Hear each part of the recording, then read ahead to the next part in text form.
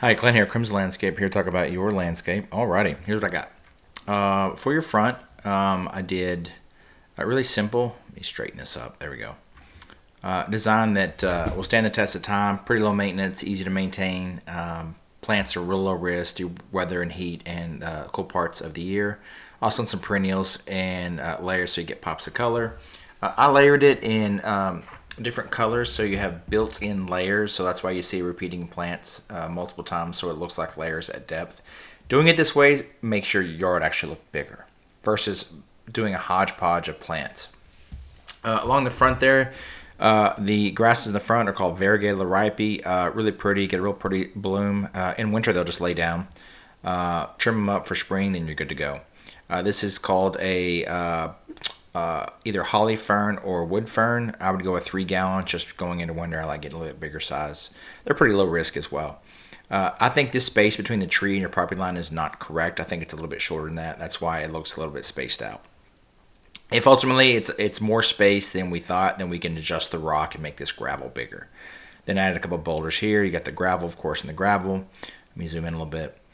You have nandinas here. That's a nandina, easy to maintain plant. Hostas in this corner. This is a perennial. It'll die back in winter and really full pops of color in spring. I did that there, so as you walk into the front door, you look to the right, you'll see that that dual layer of color and texture. I'm not sure what hostas will find going into winter, but it's a bulb essentially. So we plant the bulb in the spring. Magically, the plant pops up. This is a hydrangea here. They're a really big hydrangea. This is a two flavors we can do: oak leaf, or we could do a well, technically we could do endless summer, but I picked a white bloom one's called a limelight hydrangea, which does, just in case it gets a little bit of sun in there, or you end up having to trim your tree back, the plant will still do fine in the shade, as well as part sun. Then over here I just did abelias, and that's it. Simple abelias in that bed, which so you can see the mulch is the brown, you see the gravel, then you see the grass. The grass is going to be zoysia palisade, so this is just your grass.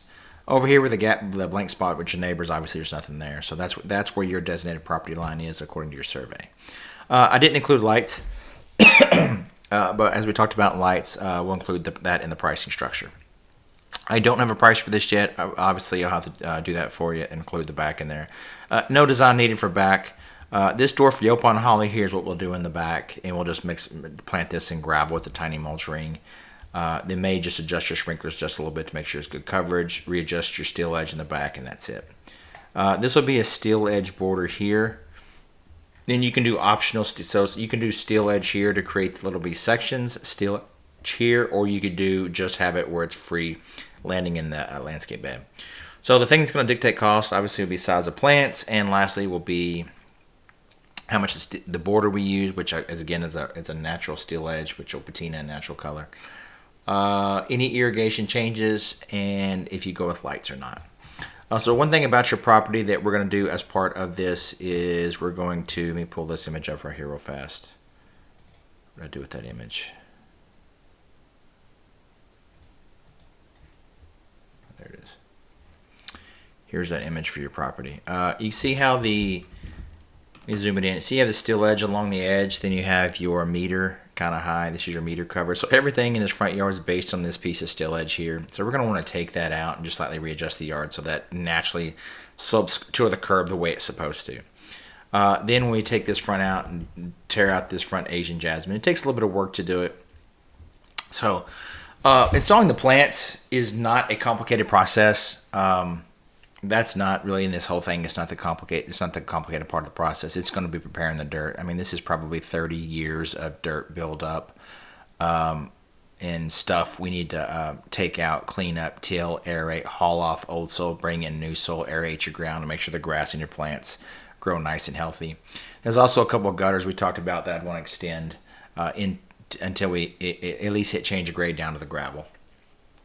All right, let me pause there. I'll send you this video, and if you like the design, I will send you a price. Any questions, just let us know. If you're a first-time guest checking out one of our videos, you can get more information at crimsonlandscape.com.